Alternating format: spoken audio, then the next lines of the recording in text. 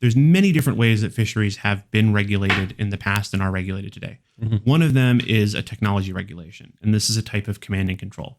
So it's saying for factories, you can pollute as much as you want, but you have to have a scrubber on top of all of your smokestacks that reduces the amount of pollution that comes out. For fisheries, this could say, we're going to reduce the number of fish that you can harvest by limiting you to something that can only catch a small amount of fish, some kind of technology. You can't bring a massive net, drag it along the bottom of the ocean, and catch as many fish as you want. You have to catch them with hooks or something. Right. These can lead to that overcapitalization problem, because what happens, you go out and instead of having one maybe more efficient net, you go out and you buy loads of hooks, and you spend more money and you spend more resources to harvest the same amount of fish.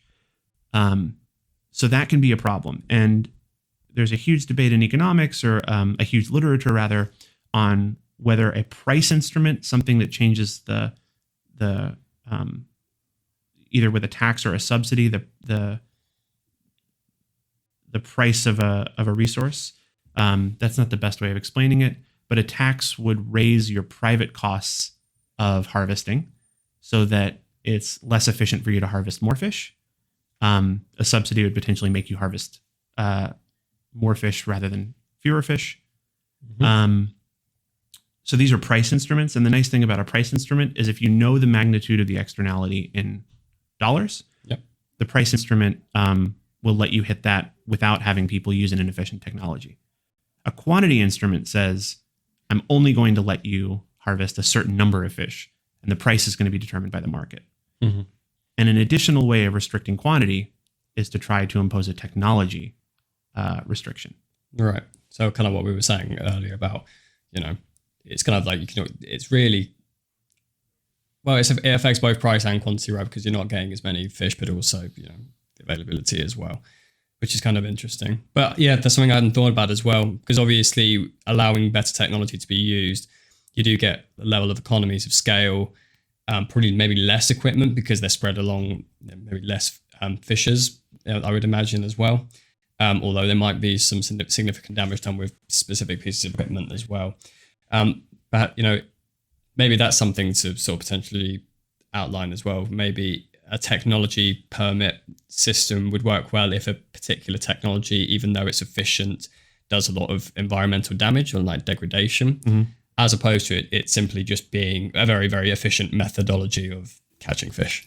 Yeah, I hope I'm not wading into too far away from fisheries with this technology. This is a broader issue in environmental economics, but one good example about kind of why technology might be a bad way to regulate a market or an externality or a resource is that imagine someone says, I want everyone to use the cleanest technology. So you can only participate in the fishery if you use the best, cleanest technology to fish. Right. And this is a technology that avoids bycatch.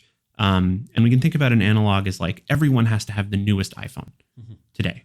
So that would be an iPhone, 15 are we on or something? I think so, yeah. Okay. It's going to be more power efficient, charge faster, less little bits. Spyware, whatever. Sure. Yeah. So everyone has an iPhone 15. So the legislation we pass, we get the government to approve everyone who uses a cell phone must use an iPhone 15 for safety and security reasons and efficiency and whatever. Now, if the government doesn't get around to changing that and a more efficient technology comes along, we have now legislated a less efficient technology by default. Right. And so the market isn't allowed to allocate resources efficiently because we've constrained everyone to using what we thought was the state of the art, but 10 years later is now basically a brick. That's literally as soon as you sort of brought up that sort of limiting of that, the first thing I thought was how do you define the most efficient technology? And on top of that is maybe I didn't quite think about as much about as you outlined, the bureaucracy around this legislation. It takes time. Now, in some countries, that's more, in some countries that less, in America, stuff will probably take less time than it does in the UK, for example, just really notoriously, or Japan, very bureaucratic. But yeah, so exactly. So as technology moves on, and let's be honest, technology has moved on in the last 10 years, probably more so than it has in the last 50, 60, 70, right? So it's a small problem in that regard.